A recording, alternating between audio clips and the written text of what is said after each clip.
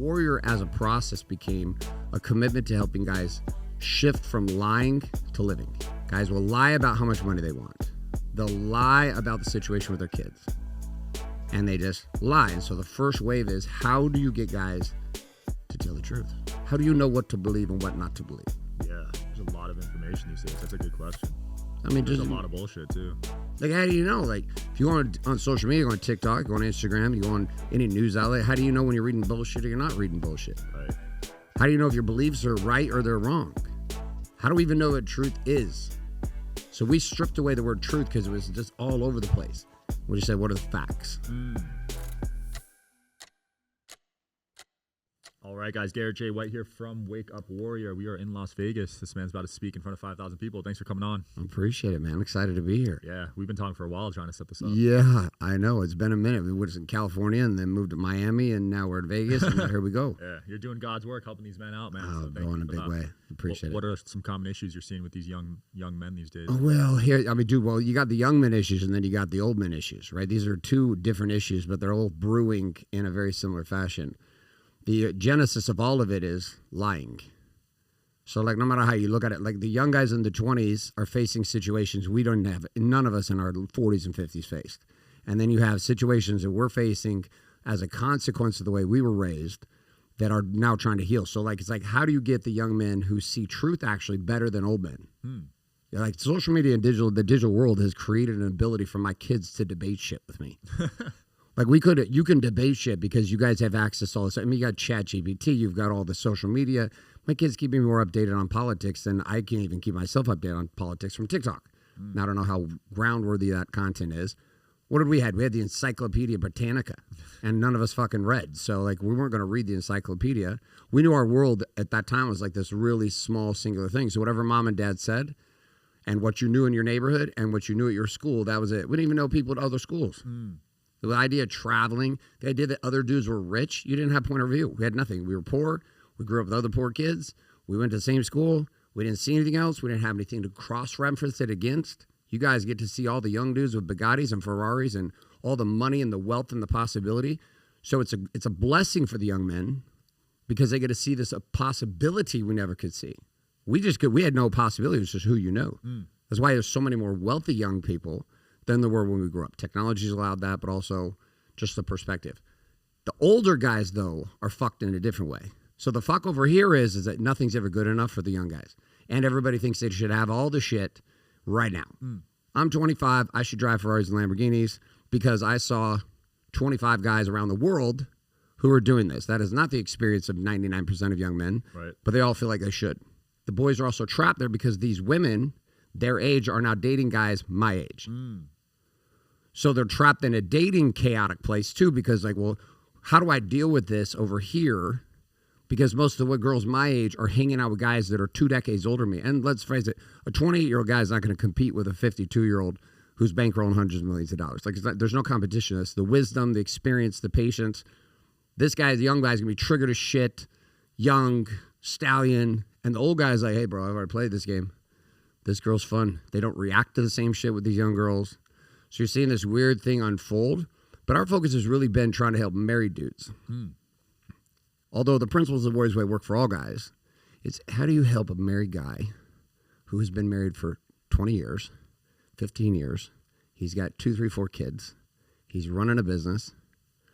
He has a wife. He has kids. He's entered what we call the trifecta of insanity. And it's tough because the kids today, trying to raise children today is insane. Because it's totally different. Any counsel our parents gave us out the window. And my mom's 74. Her counsel is just take their phones away. I'm like, yeah, and then you're going to trigger anxiety in my wife because now she can't get a hold of her kids and she don't know where are. And then you have this other scenario of the fact that there's no guidance system. Like, what's a guy to do? How is he supposed to lead? He has to make more money, clear, but he's got to keep his wife interested and seduce and attract his wife.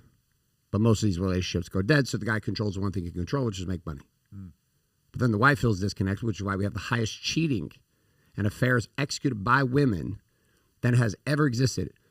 60-70% of divorces of men over 40 are being filed by women who are leaving their men. It's not dudes who are cheating and leaving. Most of the scenarios in the last month, I'll take the guys I've talked to who have been in affair situations. 90% of them, the woman cheated. Wow. And when a dude's cheated on, who's been in a relationship for 20 years, and he's been raising the kids with his wife, and he's been building a business, and then his wife cheats because he's working to try to provide, but he doesn't know how to connect, so she fucks the jiu-jitsu instructor, or fucks the bull guy, or does this thing over here, they're shattered. Tom Brady. Completely Tom Brady. I mean, you got to ask yourself, what are you letting your wife roll around with a jiu-jitsu instructor every day? That's probably, I'm like, my wife's right here in the room. I'm not co-signing that deal.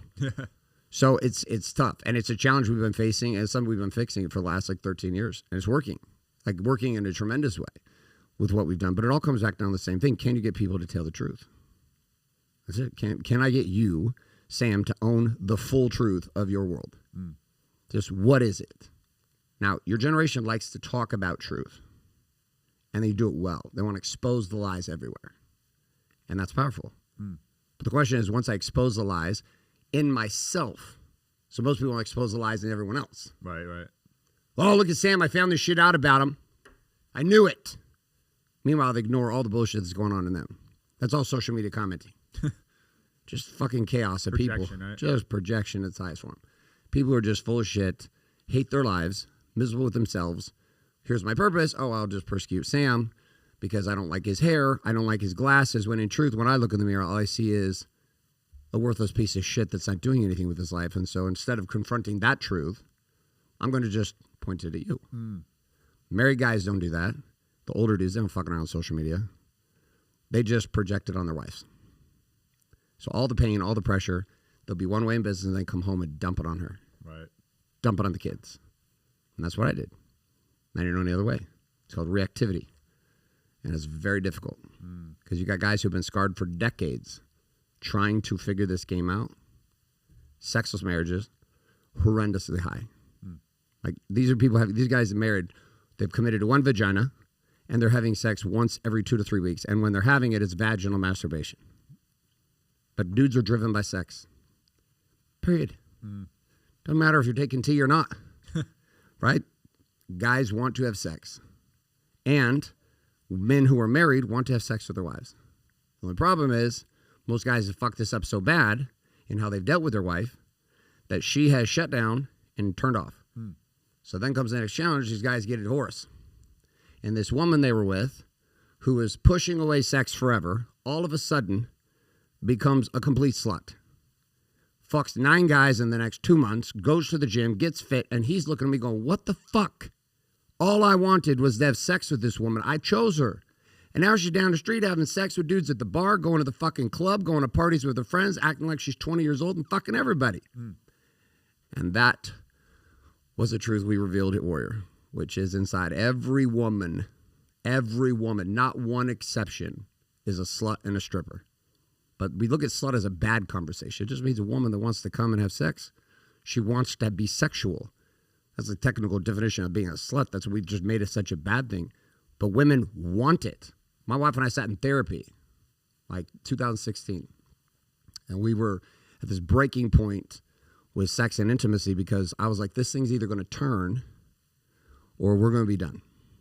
Now, my wife came back at me like 2 years ago, we'll talk about it in a second, and confronted me and said, you're either going to shift this way or we're fucking done. But I'd put it online and said, I want sex. And that's a hard part for guys to acknowledge. It's like, I want to have sex. As weird as it sounds. Yeah, they're like ashamed to say that, right? Completely. It feels weird. You're like, so guys will put it off like it doesn't really matter. It doesn't matter. And if you do that with money, you don't make any money. Yeah. If you do with sex, you don't have sex. So the first thing I had to come to terms with, okay, sex matters to me. So guys are coming on programs and they're in sexless relationships or shitty sex and it's not happening or they're being rejected for a decade. We're like, all right, do you want sex? And we're just looking at them. They're like, so I guess I'll just sit. And there's always a pause. I'm like, what are you thinking about? Like, there should be no pause between the fact that it's asked if you want to have sex. You're a guy. God put sensory organ on the tip of your penis that wants to penetrate things, feel nice, and come. This is natural. This is God-driven. We didn't create these penises. I didn't create the sexual desire. I didn't create that when a woman with nice tits and ass walks by that I all of a sudden think sexual thoughts and I get triggered by it. I didn't create this. I'm not the creator of this body. I just got one. So if you can acknowledge it, now we have a chance to start moving. So I had to acknowledge it. And I confronted it with Danielle. And I put our marriage on line. I said, if sex doesn't improve and we don't start finding a way for this to be normal and natural, I'm out. So she said, okay, we'll go to therapy. So we went to therapy. We're sitting on the couches, and for years I've been saying to my wife, she doesn't want sex. My wife doesn't even want sex. She doesn't even want sex. She didn't even want it. She didn't want it. I was just projecting all of this prophesying over my wife. And we're sitting in therapy, and she shatters my frame. So I don't know, like 8, 9 sessions in. She's on one end of the couch. I'm the other end of the couch. She looks across at the therapist, and she says, I want to fuck. I want to have great sex. I want to come. I just don't want to fuck him. And she points at me. I'm like, that's our truth. I'm like, well, what does that mean? How do I restore that for me? If she wants it, she doesn't want it with me. This right here is the dilemma that all married men face. These women want to unleash. That's why they can leave the relationship or they can cheat with another guy. And that guy has something she's been looking for, which is he sees her. Now, to his advantage at the gym, when he's all jacked and juicy and she's rolling in her tight pants and she feels seen, this dude doesn't have to deal with her on her period, doesn't have to deal with her and the kids, doesn't have to deal with 2 decades of bullshit, nothing. He just gets to be hot six-pack guy at the gym who notices her and gives her some attention and she feels seen. So, in the end, this decision has to be made and the woman has to be seen, but the woman can't be seen if the man is not seen. You can't see her if you can't see yourself. So, Warrior as a process became a commitment to helping guys shift from lying to living. How do I make that shift for myself? How do I go from this place of lying about things like sex? Guys will lie about how much money they want. They'll lie about the situation with their kids. And they just lie. And so the first wave is, how do you get guys to tell the truth? You seem like a pretty honest guy. Pretty straightforward, yeah. Yeah. So what do you find is the path for you? How do you live in truth? How do you find your bearings in a world filled with so much information and noise? How old are you? 27. Yeah, you're right in the pocket. You're in that pocket. My son's 25. I hang around with almost always old, like just late 20-year-olds. I lift with late 20-year-olds, and I'm a witness to what you guys see. And you guys all do fundamentally live in more truth than most of the guys over 40. But how do you find your bearings? How do you know what to believe and what not to believe? Yeah, there's a lot of information these days. That's a good question. I mean, there's a lot of bullshit too. Like, how do you know? Like, if you go on social media, you go on TikTok, you go on Instagram, you go on any news outlet, how do you know when you're reading bullshit or you're not reading bullshit? Right. How do you know if your beliefs are right or they're wrong? How do we even know what truth is? So we stripped away the word truth because it was just all over the place. We just said, what are the facts? So facts became our divider. We said, people say, truth will set you free. That's the problem, though. What you call true at 27, you will not call true at 37. Right. What you thought was the way at 27 will not be the way at 37. But what you're doing now will get you to 37. And when you're my age, 20 years from now, and you got some kids, the world changes. Once a baby enters the world, totally different. So this game of facts became the foundation. How do I build a foundation of facts in my life that allow me to be in a place of my truth? Not the world's truth, just what's my truth. All right, guys, Ketone IQ, high performance energy shot, natural supplement. First time ever trying this. Let's see what happens. No artificial flavors or colors. 100 milligrams of natural caffeine from green tea and 5 grams of ketones and 0 sugar. All right. Let's see what we got here. Let me shake it first, actually, just in case. Wow, it actually tastes pretty good. Not gonna lie. Shout out to Ketone IQ. Good stuff. Which your truth and my truth could be totally different. Right. You see the world one way, you're 27. You see it one way. I'm 48. I see it another way. Both of us can be right at the same time. What everybody gets fucked up on is they say, well, this is how it is, and Sam, you need to see it this way. And you're like, I don't see it that way, bro. I rip 47 podcasts every 45 minutes, and this is how I do life. And I'm like, the fuck? Well, that's not how I do it. Well, which way's right? They're both right. So getting a guy to come into truth and see his facts is like your facts are what they are. Here's what your body looks like. Take your clothes off and stand in the mirror. What do you see? What do the facts of your behaviors with your body tell you? Andy Elliott does a great job of that. He does. And by the way, I went into his place in Scottsdale and I was like, I'm gonna see how committed he is to this 6-pack game. There's one fat dude, that's it. And he was a dude who had just hired for Camera Gun. And I asked him, I said, so you're the anomaly here. There's like 150 people on the campus. Everybody was either lean and shredded or jacked and juicy. Wow. Everyone. It was fucking crazy. Everyone. His standards legit. And I was like, how did you get on the team, bro? He's like, they gave me 6 months. He's like, I have to lose all this. I'm 22 pounds down. I have to lose all this or I get fired. I was like, cool. So your body is a place. How do I deal with that? In your 20s, it's one thing. After 2.5 decades of running businesses and having children and being married, most dudes just give up. My age group, almost 50, it's a fucking bloodbath of fat dudes. Yeah. Just all the casinos around here are filled with dudes in suits and meetings. Every single one of them wearing suits because they're covering up 30 to 35 pounds of body fat. They don't like what they look like. They don't like how they feel, but the world's giving them a hall pass. Because of money. Because of money. Ah, you made money. You're good. Even women will give them a hall pass. Oh, you make money? You're good. But that piece and owning that piece is part of the bigger picture of what we play at Warrior. Right. Because your body is part of the big picture of your dominion as a man. How do you discipline your body? How do you deal with your body? Second piece is being. Like, what is truth for you with God? Can you communicate with God? Not do you go to church, not do you read the Bible, not do you read your worship books. Do you talk to God? And this is the truth for most every guy, 100%. They come in, they may worship God, be deep Christians, may be Jewish, and may whatever, and they're deep in their faith, and they don't talk to God. So we at Warrior found a way through tools called prayer stacking and Bible stacking to guide men in truth by themselves. Not me talking to them. Not me telling them what I'm going to be God right now. Let me tell you what God's saying. Well, God told me to tell you this. No. Just Sam alone. No one's in the studio. Everybody's gone. And Sam has the ability to put his truth on the altar with God. Here's where the fuck I'm at right now. This is what I'm thinking. Right, wrong, or indifferent. Happy, sad, angry, pissed off, doesn't matter. Here's what I'm fucking feeling. Here's the truth of where I'm at. Here's the facts of it. Here are the feelings of it. Here's been the focus that got me to this place. And then being able to enter into a sacred place of conversation. Have you ever read the book Conversations with God? No. It's fantastic. A guy named Neil Donald Walsh wrote this book. He has a series of like 8 or 9 of them. First time I read this book was in 2009 after I'd lost everything in banking. And it was the first time I'd ever considered that I could talk to God. Now it would take years, psychedelic work, meditation, therapy, all kinds of work on myself, every one of Tony's events, all these breakthrough experiences to try to find this pathway to this conversation. The only thing that's changed now is with technology and with what we know after 70,000 guys in our programs, we know how to get guys there in less than 3 weeks. Wow. Don't give a fuck who you are. Don't care how big you are. Don't care if you're black, white, Asian, Latino. It doesn't matter. In less than 3 weeks, we can get you into a place where you're having daily conversation with God. That's insane. And people say, why? Why does that matter? Who cares? Because the greatest mentor that ever existed is God's intuition in you. God's voice in you. Like, how did you even decide to launch your show? How did that happen? Something must have planted a seed in me.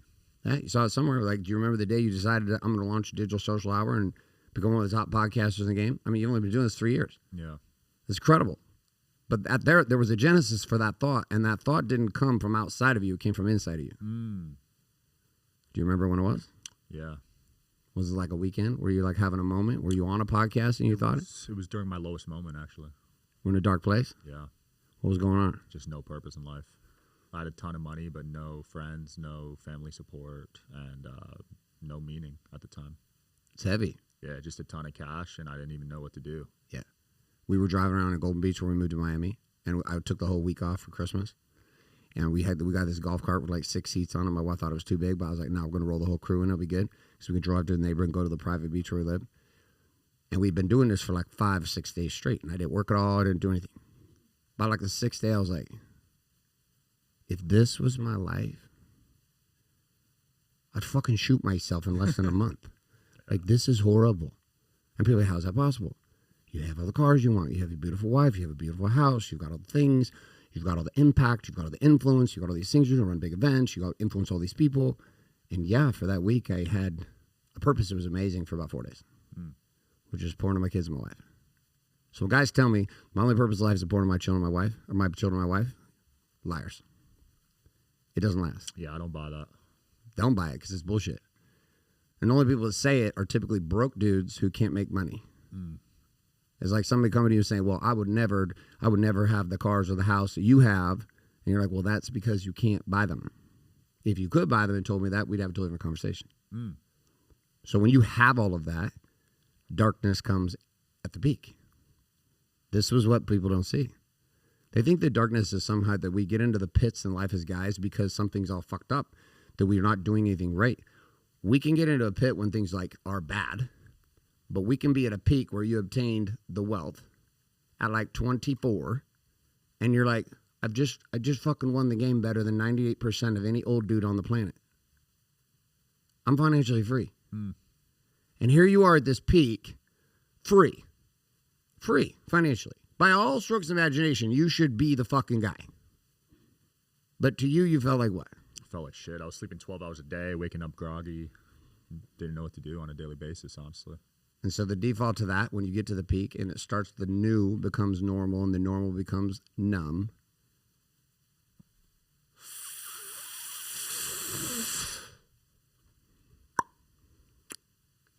We start sedating. Yep.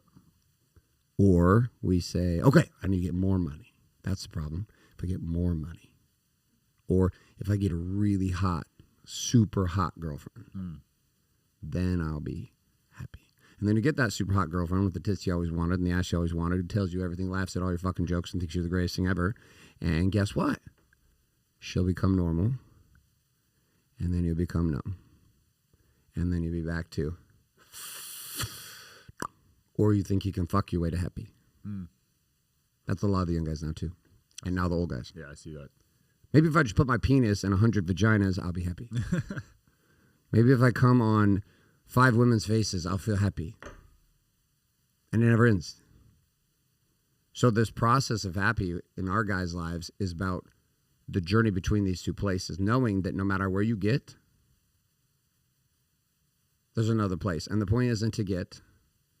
To have is to be free. But freedom comes with what you did with the podcast, which is you let go. Yeah. You said, here's my life. It's working. And now I'm at this peak. I should be happy, but I'm being honest with myself. I'm not fucking happy. So I've got to, my facts are, I have money. I should be happy, but I'm not happy. I don't have family support. I don't have friends. I don't have a life that I want. This fucking sucks. And you can arrive at that place at every level. From billionaires that arrive at that place. They have everything. Beautiful women, cars, everything. And they're fucking miserable. Because the same thing. Purpose of this life is eternal expansion. This podcast puts you into an internal expansion. And guess what? You'll probably get to a point in this podcast, you'll be like, you know what? Fuck this podcast. I don't want to do this anymore. I'm burned out doing this many interviews. And then you'll be at another choice. Which is like, okay, my way to freedom is to let go. But it's scary. It is. Yeah, letting go is scary. So when you launched this show, you got the idea in the darkness to create it. What was the thing that you saw that pulled you forward? The conversations felt impactful.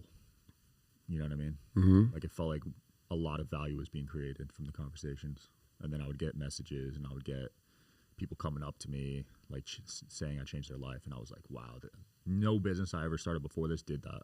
You know what I mean? It was all about myself. It was just selfishness, trying to stack dough.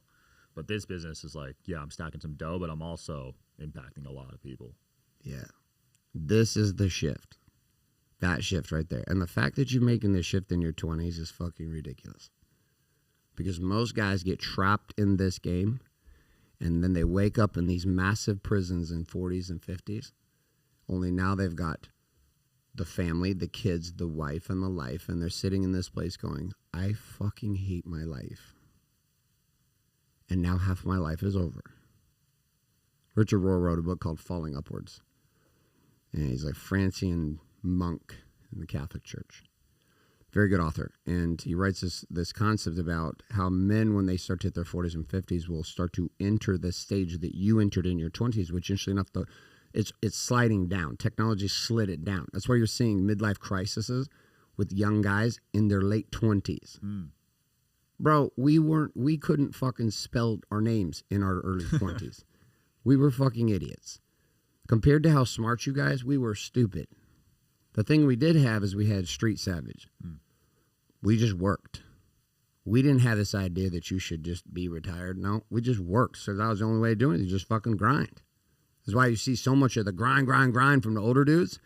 And they're like, what the fuck are you doing, video game generation? Fucking work. And then you have the young generation over here like, I want to feel happy. I don't really want to do that. That's not aligned with my purpose. I don't feel the vibe in this. That's not Riz at all, or whatever the fuck the word is my kids are using, period, bet, whatever the hell else my daughters are telling me all the time.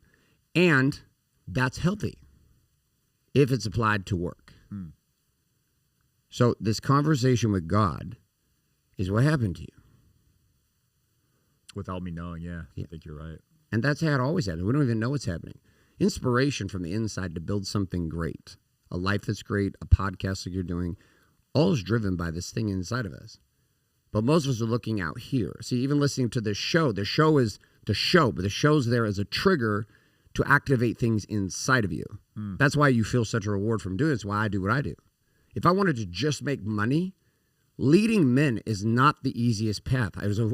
Insurance and financial services is my game. I would just sell insurance and sell hair with my wife. Tell the world to fuck off and go to parties. That's it. Way more money, way less stress.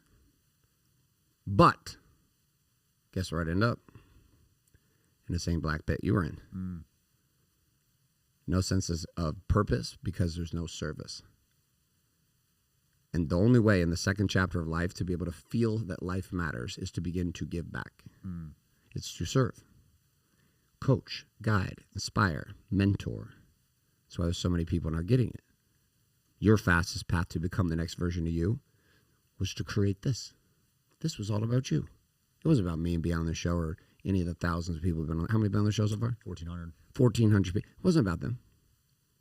It was about you. You created a game that we all got to play in to help you. Wow, that's deep. But you're right, though. It is a form of therapy for me. 100%. Because I know what it is to work and talk to that many people, too. 70,000 coaches. You can get to hear their stories, and you see their fucked up shit and their great shit. And the whole time, guess who's learning? You. And who else? You as the host have the greatest advantage of anyone on the show. Because every day, you get to have people who have done some shit, fucked up a bunch of shit, roll in here with you, and you get to hear wisdom poured out as you're taking notes on your page. It's beautiful. This is what happened to me. My life got better because I got to look into the lives of 70,000 men. Next week, almost 100 of my top guys will roll into Miami. I get to see into their businesses, into their marriages, into their children's lives, into their money, into their spirituality, into their body. I get to see into the world, and I see how they're fucking it up. Once you see it so much, you start to see patterns. Just like mass data gives us patterns. Algorithms are patterns. We see patterns in what's happening. The universe is a perfect pattern. Doing podcasts is a rhythm, a pattern. You found your rhythm in a big way after 1,400 shows. To have this many variety of topics, this is a variety of people. It's not like you're down one niche of people. Like I went and checked out a whole bunch of it. Dude, I've got people all over the goddamn map doing shows here. Yeah. And yet somehow you have put yourself at the source core of an epicenter that draws in men like me to your world to deliver gifts no different than wise men coming to Jesus. Here's your gift. Here's the wisdom. Now, take that wisdom and share it with the world. You're more significant than all of us in your kingdom. I just stepped into your kingdom. You are the king of this place. I'm just a visitor from Kingdom Warrior saying, great job. Wow. What a mindset. You really are good at putting your ego to the side. That's impressive, man. Because you're doing bigger things than me, like on paper, like revenue-wise and everything, but you're saying this to me. It's impressive to me. Well, you got to look at your age, my guy. This is what I try to tell my son. He's 25, and he has the pressure on him of trying to be me now. But if you compare it, you take Grant Cardone, all the big dudes you've had on here, take all those dudes at 27, fuck off. None of us were doing shit like you are. Jesus said something interesting. People miss it. He's talking to his bosses, and he's like, listen, I know you guys are impressed about the fact that I could turn that water into wine. I could make that bread and fish become a whole bunch to feed all the 5,000 people. I could put some mud on the eyes and help things work. People could touch my robe and they get healed. I know you've seen me do some cool shit. Here's the catch-22. Are you ready? Everything you've seen me do, you're going to do even greater things. You can broadcast a message. This is wild. Listen to this. You have the capacity to broadcast a message with more distance than Jesus did. Wow. It's crazy to think about, right? Jesus didn't have social media. He didn't have podcasts. They were gathering 5,000. How many downloads on the show every month? Tens of millions. Exactly. You reach more people in 1 week than Jesus made his entire ministry. It's crazy. It's fucking crazy. I'm like, okay, so there's some truth to this. And then you say, well, what am I saying? What am I sharing? And that's where the purpose part comes in. Once you get the paid, the typical second thing for guys is they want to get laid, which leads to balance. And it's like, okay, well, my body, where I'm at, my relationship with God, where I'm at. Okay, where I'm at with my wife. So I got an interesting question for you. Yeah. Why, young dudes, I'm not going to put quite there because I think it's a little bit different for young dudes. Why do you think older guys go to porn? Go to porn. Because, like you said earlier, sexless marriages, they still want to get some sexual activity. So it's definitely like, I want to come, right? Some of that. Yeah. That's definitely true. There's some other things. So what else do you think?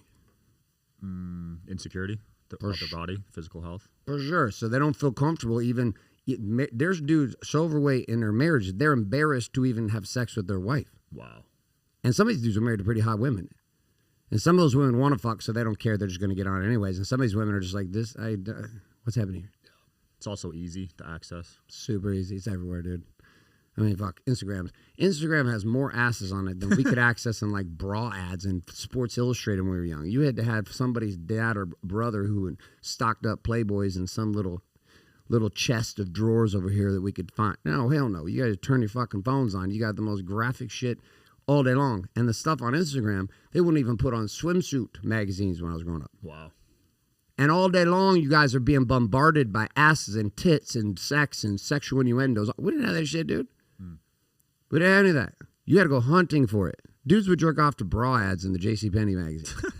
Like that was the content we were working with. You guys are like, oh, let's see, Pornhub. I want to see 2 Colombian girls with 1 black dude and throwing a donkey. You're like, shit, there it is. So there's this desire, though, that we found for older guys. That's why I like blowjobs. Why I always do the blowjobs first. Why do you think? It's easy. It's easy, right? It's a pattern. That's what porn is taught. Hey, it starts with blowjob and it goes something else. Yeah. But what I think I came to find, based on my guys and what I saw over the last 13 years, there's that looking of the eyes, submission by a woman, and longing participation. Now, it could all be an act, and it probably is, and sometimes it's probably not. All big actors and characters playing a role. But what a man's really after in porn is a feeling of being desired and wanted. These women in these porns display the attitude of, I want to devour this man's cock. I want to be unleashed with this man. And most dudes in marriage, that shit is not ever happening. Facts. It's like our girls in Warrior call it pincushion sex.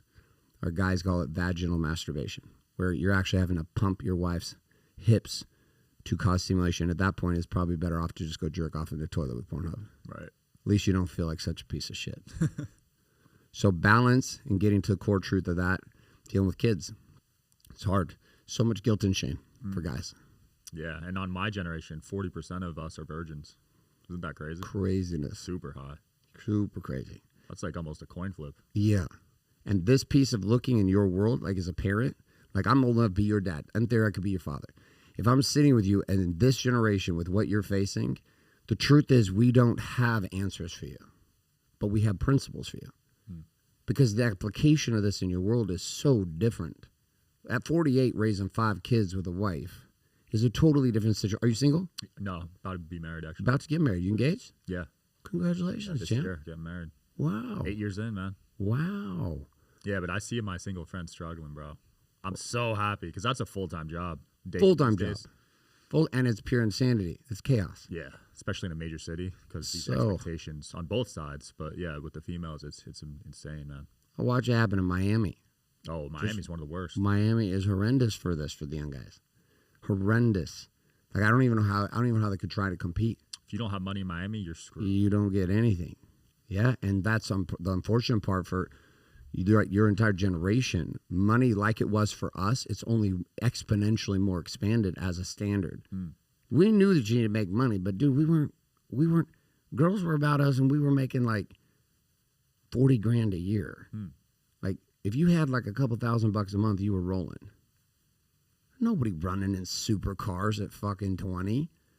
We just saw supercars on movies. Nobody did that shit. Yeah. No one. College was totally different than what college is now. Like, it's all just different. It's all different. And your whole generation is like, you know what? I'm not even going to play this game. So how did you decide to get engaged? I knew. I mean, we were 6 years in, and no one else I really cared about, dude. It was so easy. I knew way earlier. I was just kind of putting it off because I was focused on making money because I want to have kids, so I want us to be financially stable. Yeah. Are you there? Yeah, we're there. I mean, it's all relative, you know. Got a house now, so. Good. When are you guys getting married?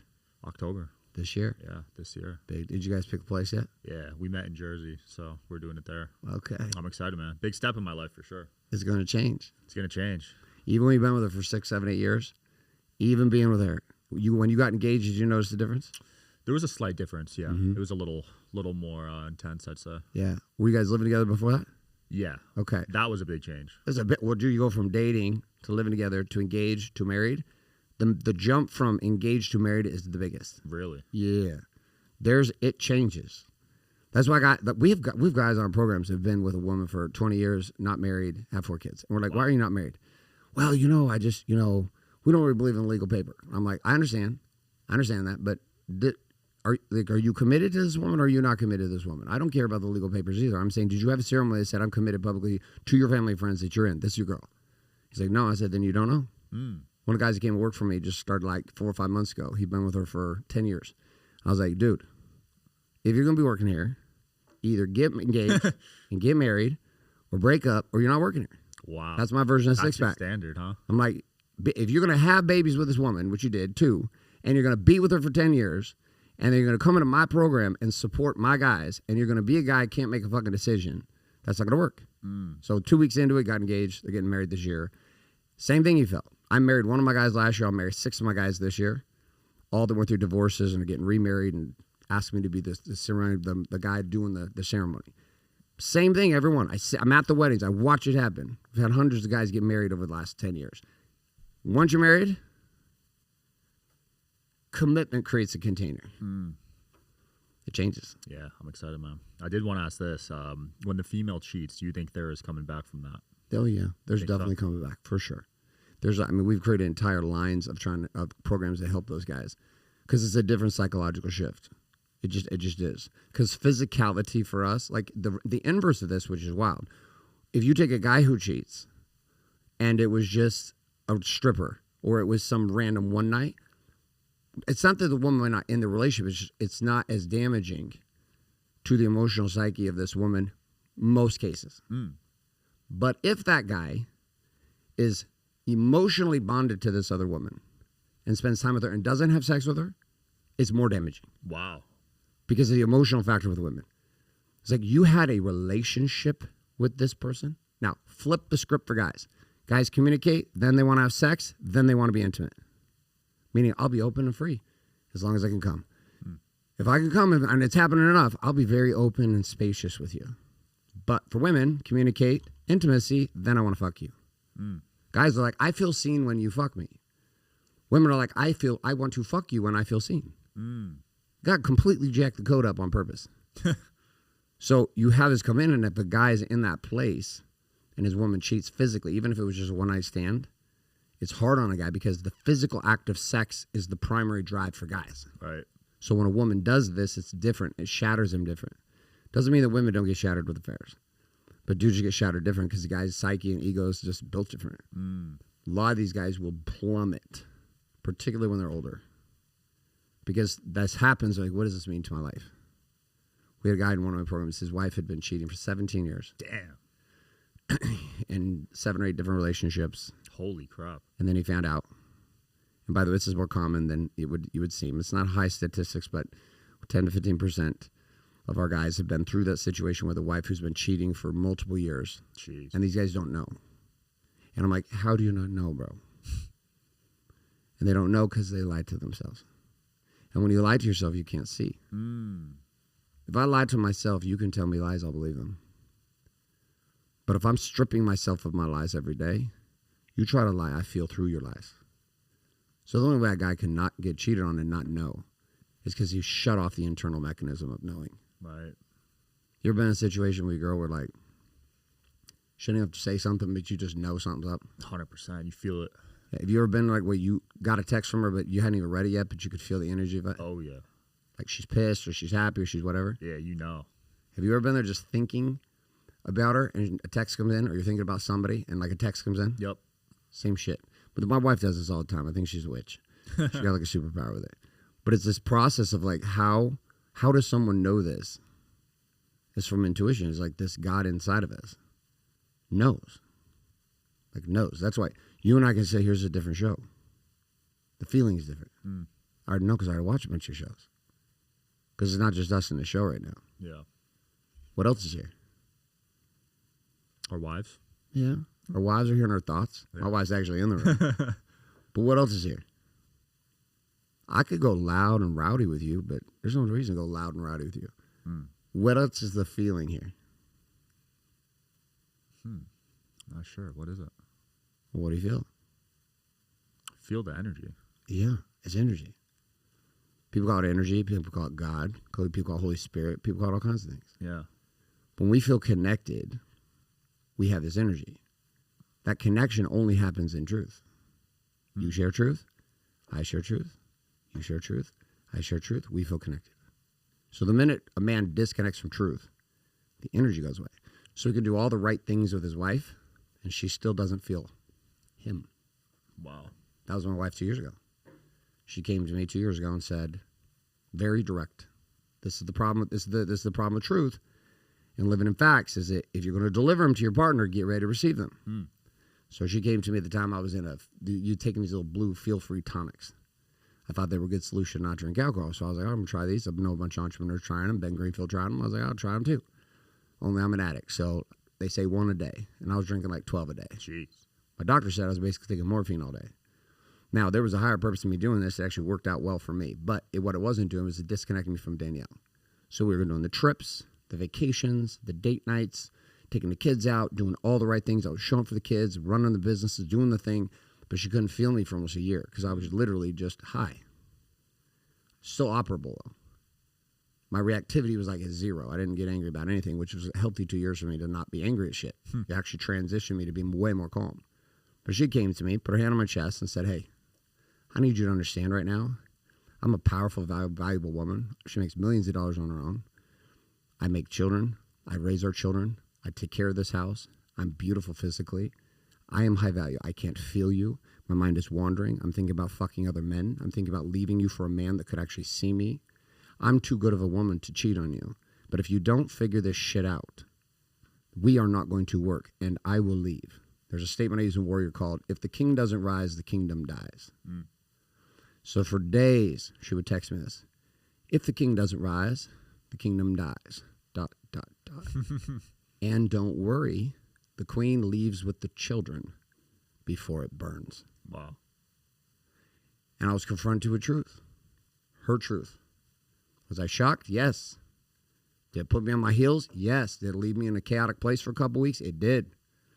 Did I thought I built everything? Here's the have-it-all guy, the leader of Wake Up Warrior, built to the peak only to find himself in an addiction and then find himself confronted by his wife. If you don't stop and if you don't start opening up this energy again, I'm gone. Because I'm not going to die. The crazy part is for a year in psychedelic medicine, I had been getting the same repeating message. Your wife's soul is dying. Wow. But I didn't know what to fucking do. I was like, I don't know what to do. And I wasn't lying to anyone. Everyone knew. I was upfront with what I was doing. I was like, yeah, I'm drinking these. I'm going to pretend like I'm not. Tried to stop a couple times, couldn't. Huge withdrawals. Then finally went to Mexico for a week and just didn't have access to them and sweated that shit out for 5 days of suffering. And then I was good. And And then guess what came back? Energy, God, the connection, the peace. That peace gets lost in marriage and gets lost with kids. That's why kids don't need tons of time. They need presence. How can I be present with you? You can do a show that's 10 minutes long and more powerful than a 5-hour show if presence is there. Wow.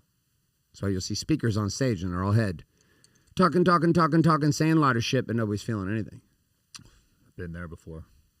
Or you're sitting at dinner with people and aren't saying shit. They're talking, but you don't feel anything. Right. That's why there's people you connect with. You're like, I don't know why I connect with this person. I connect with this person because of the energy exchange between us. It's authentic. Yeah. The truth is out. Yeah. I love that. Versus, I'm here to show up and find an angle on something and try to manipulate this situation. Dudes like this see them coming from fucking 2 miles away. It's like, so obvious. When you're connected. If you're not connected, you get manipulated. So the highest form of influence is truth. Yeah. This is what Trump's doing right now. Him and his whole little town of X-Men are just shredding and exposing truth everywhere. Right, wrong, or indifferent. Just shredding truth. Here's the truth. Here's where the money's going. Here's the truth. Here's what the fuck they were doing with your money. Yep. Here's the truth. Look, here's some more truth. All of this shit was hidden from you. Here's some more truth. Here's some more truth. Here's the facts. It's on paper. Here's the budgets. And here we are. We can't send more than $750 to help people in the hurricanes in our own country. Can only help with $750 to every family's homes burned down in LA and Hawaii. But we can ship a fuck ton of money to Ukraine. We can bottom load a whole bunch of your fucking tax dollars with everybody else. We can help every country under the sun, except for our own people when they're suffering. This is what most guys do too. They're willing to help their teams, invest in their business. Then you say, how much money have you invested in taking your wife on trips this year? What do you mean? Like, how much money have you invested in your woman this year?